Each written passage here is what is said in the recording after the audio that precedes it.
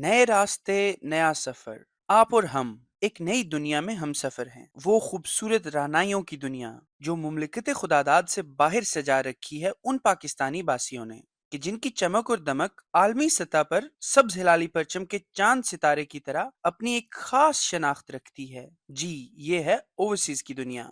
और आज आपका ये खादिम इसी ओवरसीज की दुनिया के एक दमकते सितारे से आपको मिलाने की खातिर जानिब सफर है। इसी शहर में एक ऐसी पाकिस्तानी शख्सियत भी है कि जिन्होंने एक चौराहे से मजदूरी करके अपने गुजर बसर का सामान किया और अपनी मेहनत के बलबूते पर आज इसी शहर के पाकिस्तानी कारोबारी तबके के चेयरमैन की जिम्मेदारियां अंजाम दे रहे हैं। चलिए फिर आपको मिलवाते हैं पाकिस्तान के जिला अटक की तहसील फतेहजंग से ताल्लुक रखने वाले सरदार जहूर इकबाल से, जो फ्रांस में एक बड़ी फूड कंपनी के मालिक और पाकिस्तान बिजनेस फोरम के चेयरमैन हैं।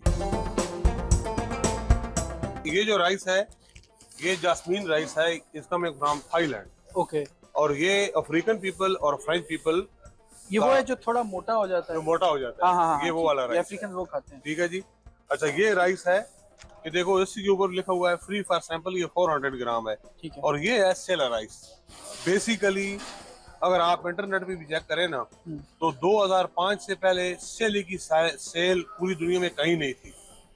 फर्स्ट टाइम यानी कि हमने मुतारफ करवाया था 2005 में। अब इंडियन भी बेच रहे हैं, पाकिस्तानी बेच रहे हैं, सब लोग बेच रहे हैं। ठीक है। लेकिन सबसे ज्यादा बिकता हमारा है। कायनात के नाम से ये पाकिस्तान में आया था। पाकिस्तान में रहने वाले लोगों को पता होगा। जो कायनात है ये हम लेकर आए थे इंडिया से। ठीक है जी। बीज ला के फिर काश्त करवा के फिर उसको हमने तैयार किया था। अब फिर वो सेला जो है आगे फिर 112 आने से कहते हैं सेला। ठीक है। और इसी का स्टीम भी होता है। हमें ये बताएं कि आपकी प्रोडक्ट्स टोटल क्या क्या है यहाँ से, जो इस वेयर हाउस में आप स्टोर करते हैं या उनको पैक करते हैं या यहाँ पे मैन्युफैक्चर करते हैं। हमारे पास वो राइस है। ठीक है जी। उसके बाद हमारे पास वो स्पाइसेस हैं। फिर इन आपके दोस्तों में से एक दोस्त हैं जो पिंक सॉल्ट का काम करती है। अच्छा, आपको पिंक दिखाता सॉल्ट, हूँ। ये बड़ा एक सेंसिटिव टॉपिक आपने छेड़ दिया। मेरे माइंड में ऑलरेडी था कि मैं उनसे उनका वर्जन तो लूंगा, लेकिन क्योंकि आप सप्लायर हैं, होलसेलर हैं, तो पिछले कुछ अरसे से एक कैंपेन चल रही थी कि पिंक सॉल्ट, क्योंकि वो निकलता पाकिस्तान से है, वो रॉ चला जाता है इंडिया और दूसरे मुल्कों में, और रशिया वो में। उसको प्रोसेस करके बहुत महंगे दामों बेचते हैं। तो कुछ अरसे से जो लोग समझ बूझ रखते हैं इस बारे में, वो ये कह रहे हैं कि पाकिस्तान उसको खुद क्यों नहीं प्रोसेस करता। हम पहले पाकिस्तानी थे जो इस लेवल पे काम कर रहे हैं कि इंडिया वालों को टक्कर दे रहे हैं। अगर आप राइस की बात करते हैं तो टिल्डा वालों को हम टक्कर दे रहे हैं। उनका एक दूसरा ब्रांड है वीटी, उसको हम टक्कर दे रहे हैं। एक और है लैला के नाम से काम करते हैं, उनको हम टक्कर दे रहे हैं पाकिस्तानी राइस में। जो इंडियन लोगों का सेटअप है वो रॉ मटेरियल लेते थे पाकिस्तान से और वहां जाकर उसको प्रोसेस करके अपने ब्रांडों में बेचते थे। यही मेरा आपसे सवाल है कि ये जो रेड सॉल्ट की स्पेसिफिकली बात हो रही है, आप समझते हैं कि अगर इस पे थोड़ा फोकस किया जाए और पाकिस्तान बजाय इसके कि उसको रॉ बेचे, प्रोसेस करके बेचे, तो ज़र मुबादला में इजाफा किया जा सकता है? ये इतना बड़ा यानी कि प्रोडक्ट है पाकिस्तान के पास कि आप ये समझिए ये गोल्ड है और ये महंगा बिकता है। और खास करके फवायद जो हैं वो इतने ज्यादा हैं, इसके इतने ज्यादा इसमें मिनरल हैं कि ये जो समझदार लोग हैं वो अब घरों में ही उन्होंने यूज करना शुरू कर दिया है। अब हम उसकी फ्री सैंपलिंग कर रहे हैं पिंक सॉल्ट की। हम इसी तरह उसकी फ्री सैंपलिंग भी कर रहे हैं। और फिर ये है कि एक ये ऐसा कमोडिटी आइटम है कि हर घर में यूज हो, उसको हम आम कर रहे हैं। हम कंटेनरों के कंटेनर लाएंगे, उसको सस्ता करेंगे ताकि हर घर तक पहुंचे और वहां से यानी कि ये हमारा रॉ मटेरियल निकले और पाकिस्तान में रहने वाले लोगों का, पाकिस्तान में जो इंडस्ट्री लोग हैं, जो इस तरह के लोग काम करने वाले हैं, इन लोगों को फायदा हो कि ये सिर्फ ये नहीं है कि किसी एक मुल्क में ये एक्सपोर्ट करें, बल्कि थ्रू अ वर्ल्ड हर जगह पे करें। आप देखिए रशिया में कंटेनरों के कंटेनर जा रहे हैं, आपको पता होगा। ठीक है जी। और वो जा रहा है 25 kg में और खुद जाके वो पैक करते हैं। तो अगर हम उसको वैल्यूएट करें, हमारे पास मैन उसको पावर भी पैक, है, मैन पावर भी है, लेबर भी है, लेबर भी है, स्किल भी लेकिन है। स्किल नहीं है ना। ये तो बात है ना, स्किल इस्तेमाल को नहीं करता, दिमाग नहीं इस्तेमाल करते। हम अभी जो डेलीगेशन लेकर गए थे लास्ट टाइम पाकिस्तान, बदर साहब को मिले हैं और बहुत सारे लोगों से मिले हैं। हम गवर्नर अपना सरदार श्री हैदर से मिले हैं, कुंडी साहब से मिले हैं, स्पीकर जो है अपना उसमें अपना केबी की, उनको मिले हैं। हम मिनिस्ट्री जो है इनकी ट्रेड मिनिस्ट्री जो अपना सिंध वालों की है, सिंध में, उनको मिले हैं। तो हमने यही अवेयरनेस की है वहां पे, भाई आप स्किल के लोग पैदा करें, लोगों को स्किल दें, आप स्पेसिफिकली इस प्रोडक्ट को लेकर चले तो ये इतना बड़ा ज़ोर मुबादला लेके आ सकता है पाकिस्तान में कि अनबिलीवेबल, अनबिलीवेबल। और उसमें कई लाखों लोगों को काम भी मिलेगा। और हमारा ये प्रोडक्ट जो है इतना ज्यादा है कि ये न खत्म होने वाला है, ये पहाड़ों के पहाड़ पड़े हैं। 12-13 साल की उम्र में आपने अपना पहला कारोबार सेटअप किया, एक अपने इलाके में एक छोटी दुकान के से आपने शुरू किया और आज इतना बड़ा वेयर हाउस जो पूरे यूरोप और बरतानिया भर में अशिया खुर्द-ओ-नोश जो है आप सप्लाई करते हैं। ये सफ़र कैसा था और अब के जो नौजवान हैं उनको आप वो आपको एज ए रोल मॉडल लेते हैं, क्या मैसेज देंगे? अगर हम मेहनत से, हम लगन से, हम दयानतदारी से, नेक नीति से और अपना सफर शुरू करें और उसको कंटिन्यू रखें तो कोई ऐसी मुश्किल नहीं है जिसमें आप कामयाब ना हो। मैं 2000 रुपया लेकर गया था और हम चूंकि जमींदार लोग थे, हम यानी कि गांव में रहते थे, महदूद यानी कि उस वक्त आमदनियाँ होती थी। ये मैं 83 की बात कर रहा हूँ आपसे। तो उस वक्त यानी कि मेरे वालिद ने, जब मैंने कहा मैंने कारोबार करना है, तो उन्होंने एक गाय, एक बकरी, एक मेरा ख्याल है भैंस का बच्चा, 3-4 जानवर बेचकर मुझे 2000 दिया। उस 2000 से मैंने वहां पे अपना कारोबार शुरू किया। आप अगर मुफ्त में भी काम करते हैं, मैं फ्रांस में आके मैंने फ्री में भी काम किया है, यानी कि स्किल लेने के लिए, तो उसमें आपकी इंफॉर्मेशन में, आपके नॉलेज में इजाफा होता है और वो ही आगे जाके आपको काम आता है। और मैंने अपना सफर जहाँ से भी शुरू किया है जी, तो मैं रुका नहीं। एक सवाल, ये सारी बातें आपकी सुन के दिमाग में आता है, आजकल दौलत भी बहुत सारे लोगों को अल्लाह ताला ने अता की, यूरोप में बड़े लोगों ने मेहनत की और नाम कमाया, लेकिन लोग अपने माजी के बारे में बात करते हुए बड़ा हिचकिचाते हैं, गुस्सा कर जाते हैं अगर उनसे कोई सवाल। आप बड़े फख्र से अपनी कहानी लोगों को सुनाते हैं, इसकी क्या वजह?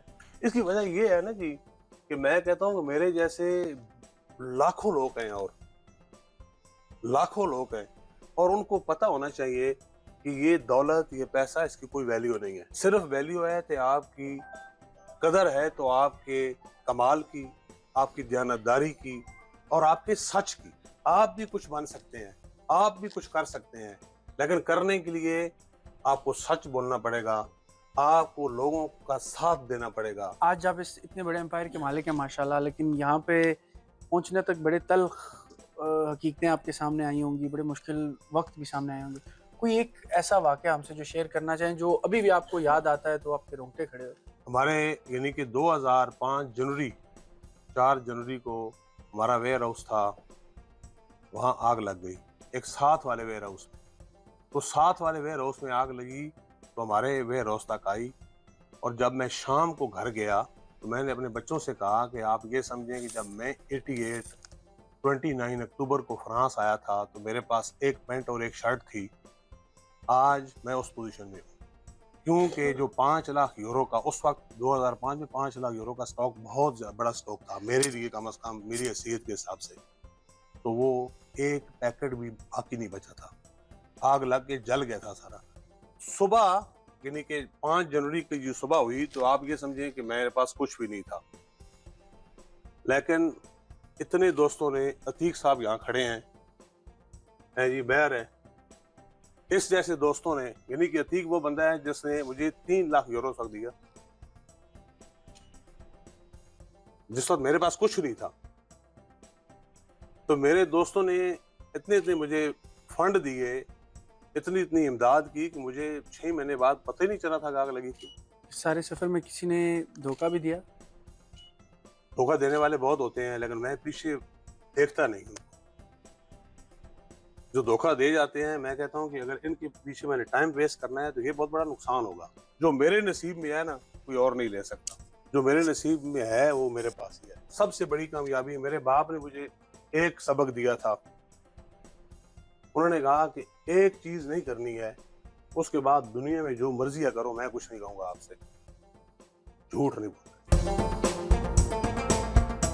एक छोटे से गांव में आपने पैदा हुए, वहाँ आपका बचपन गुजरा, वहाँ से दुनिया के इस तरक्की याफ्ता शहर, रोशनियों के शहर पेरिस तक का सफ़र, और सिर्फ सफ़र नहीं, यहाँ पर आकर एक कामयाब बिजनेसमैन बनना और बड़े बड़े डेलीगेशंस को बुलाना, बड़े बड़े लोगों की दावतें करना, महंगी तरीन जगहों पे बैठना।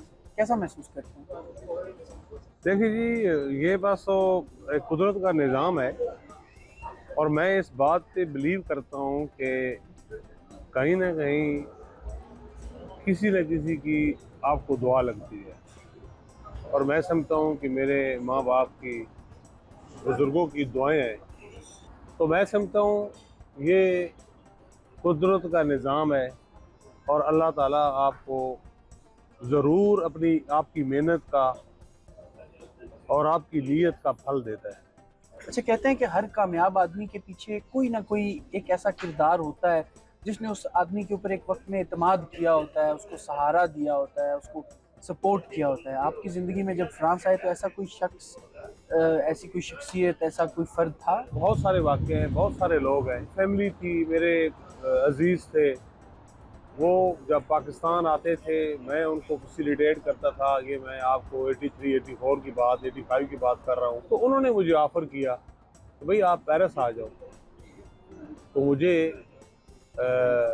बस इस तरह ही यानी कि शौक़ लगा और फिर हमने ये प्रोसेस शुरू किया। जब तो पेरिस सबसे में आए, पहले सबसे पहली नौकरी क्या थी? सबसे पहला काम क्या किया और सबसे पहला मुआवजा कितना मिला? जब मैं पेरिस आया जी, तो पहले तो मैं उन्हीं जो हमारे अजीज़ थे उनके घर पे आया, उनके पास रहा। तो वो वेल सेट थे, उनका अपना घर था, सारी चीज़ें थी और मैं उनको कहता था कि मैं आऊँ यहाँ काम करने के लिए। वो मुझे कहते थे काम करने के लिए पूरी ज़िंदगी पड़ी है, तुम अभी यंग हो, 20-21 साल की तुम्हारी एज है, अब क्यों इतनी जल्दी में हो? मैंने कहा नहीं, मैंने वक्त ज़ाया नहीं करना है, मुझे काम करना है। तो एक दिन वो सो रहे थे तो मैं चुपके से निकल गया। किसी और दोस्त से, किसी जानने वाले से पूछा कि एक जगह थी जिसे पाकिस्तानी चौक कहते थे। तो हम पाकिस्तानी चौक में गए, बहुत सारे लोगों से मुलाकात हुई, हेलो आई हुई, दुआ सलाम हुआ। तो मुझे पहले दिन ही एक काम मिल गया कि मुझे ना इतनी इंग्लिश उस वक्त आती थी, ना फ्रेंच आती थी, लेकिन कुछ टूटी-फूटी ज़बान से और कुछ यानी कि अपना आप इशारों से कह सकते हैं। मैंने उस बंदे से बात की, उसने मुझे कहा कि ये 5वीं मंजिल है, 5th फ्लोर से आपने सामान कुछ ऊपर से नीचे लेके आना है और नीचे से ऊपर लेके जाना है। खैर मुख्तसर स्टोरी ये है कि हम वो काम, मैंने कहा अभी कितने लोग चाहिए? वो कहता है 3-4 लोग चाहिए। फिर मैं वापस गया, मैं तो पहला दिन था मेरा वो, तो मैंने और लोगों से बात की तो वो भी तैयार हो गए। फिर हम वहाँ पे गए, उससे हमारी बात जो हुई वो ये हुई कि भाई वो सब फ्रैंक थे, भाई 250 फ्रैंक मैं दूंगा पर आदमी ना, पर बंदा। तो मैंने कहा ठीक है जी। जब हम यानी कि अपना काम हमने शुरू किया, तब हमने 3-4 चक्कर लगाए ना, तो मैंने उससे कहा मेरी बात सुनो। उन सबसे यानी कि बोलने वाला या समझाने वाला मैं ही था, लीडिंग रोल आपका ही था? मैं ही कर रहा था। अच्छा, मैंने उससे कहा कि भाई ये तो बड़ा मुश्किल काम है, और मैंने कहा ये पैसे बहुत कम है, ये पैसे हमारे ज़्यादा करो। तो कितने करूँ? मैंने कहा 350 करो।